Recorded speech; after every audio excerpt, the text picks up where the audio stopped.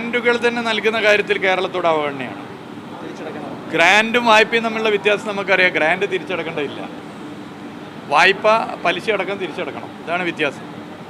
3 രീതിയിലാണ് ഒരു ഫെഡറൽ സംവിധാന തത്വങ്ങളിലൊരു രാജ്യത്ത് ഒരു സംസ്ഥാന സർക്കാരിനെ സാമ്പത്തികമായി ഒരു കേന്ദ്ര സർക്കാർ സഹായിക്കേണ്ടത് നമുക്കറിയാം.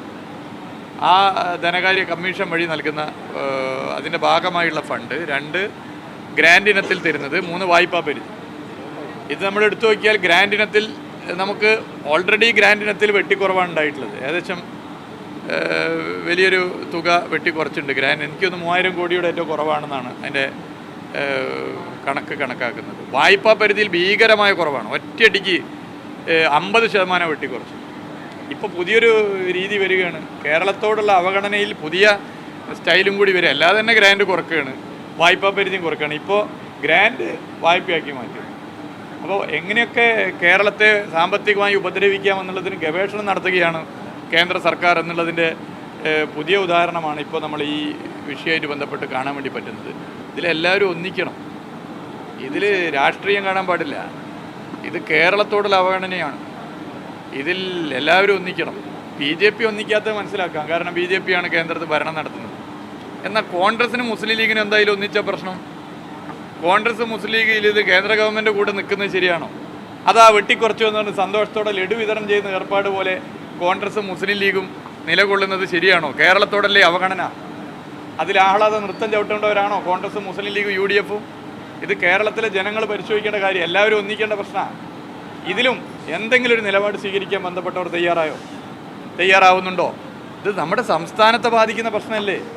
അന്ധമായ ഇടതുപക്ഷ വിരോധം കാരണം കോൺഗ്രസിൻ്റെയും മുസ്ലിം ലീഗിൻ്റെയും UDF-ൻ്റെയും നേതാക്കന്മാർക്ക് എന്താണ് സംഭവിക്കുന്നത്? എങ്ങനെയെങ്കിലും ഇനി അധികാരത്തിൽ വരണം, അതിന് ഇടതുപക്ഷത്തെ തകർക്കണം. അതുകൊണ്ട് ഗ്രാൻഡ് ഇനി കാലണ കൊടുത്തില്ലെങ്കിലും ഞങ്ങൾ കേന്ദ്ര സർക്കാരിൻ്റെ കൂടെയാണ് എന്ന് തോന്നുന്ന നിലയിലുള്ള നിലപാട് സ്വീകരിക്കുന്നത് എവിടേക്ക് പാർട്ടി എത്തിക്കും? ഈ മുന്നണിയിൽ പ്രവർത്തിക്കുന്ന, നിസ്വാർത്ഥമായി പ്രവർത്തിക്കുന്നവർ നെഞ്ചത്ത് കൈവച്ച് പരിശോധിക്കണം. ഈ നിലപാട് ശരിയാണോ? ഒന്നിക്കണ്ടേ? എല്ലാവരും ഒന്നിക്കണ്ടേ? ഇതിൽ നമ്മളെല്ലാവരും ഒന്നിച്ചല്ലേ നിലപാട് സ്വീകരിക്കേണ്ടത്. അതുകൊണ്ട് ഈ വിഷയത്തെ ആത്മാർത്ഥമായി കാണാൻ, കേരളത്തിലെ ഈ ഒരു അവസ്ഥക്ക് പരിഹാരം കാണാൻ എല്ലാവരും ഒന്നിക്കണമെന്നുള്ള നിലപാട് മനസ്സിലാക്കി കേന്ദ്ര സർക്കാരിൻ്റെ ഈ സമീപനത്തിനെതിരെ UDF-ൻ്റെ നേതാക്കന്മാർ ഇനി പരസ്യമായി പറയാൻ അധികാരം ഭാവിയിൽ കിട്ടില്ല എന്നുള്ള ഭയമോ അല്ലെങ്കിൽ ഇടതുപക്ഷ വിരുദ്ധതയോ കാരണം പരസ്യമായി പറയാനുള്ള മടിയുണ്ടെങ്കിൽ ഒറ്റക്കൊരു മുറിയിൽ പോയി വാതിലടച്ചെങ്കിലും ഒന്ന് ഉറക്കനെ പറയണം, കേന്ദ്ര സർക്കാർ ചെയ്തത് തെറ്റാണ്. അങ്ങനെ പറയാനെങ്കിലും UDF നേതാക്കന്മാർ തയ്യാറാകണം. ഇത്തരം നിലപാടുകൾ എവിടെ കൊണ്ടെത്തിക്കും? ഇതുപോലെ മറ്റു തുറമുഖങ്ങൾക്ക് നൽകിയിട്ടില്ലേ? നിങ്ങൾ പരിശോധിക്കുന്നില്ലേ? നൽകിയിട്ടില്ലേ?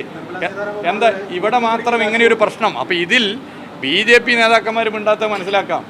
UDF നേതാക്കന്മാർ മിണ്ടാത്തത് UDF-ൽ പ്രവർത്തിക്കുന്ന, UDF-ന് പരമ്പരാഗതമായി വോട്ട് ചെയ്യുന്ന വോട്ടർമാരെ ഉൾപ്പെടെ വഞ്ചിക്കുന്നതിന് തുല്യമാണ്.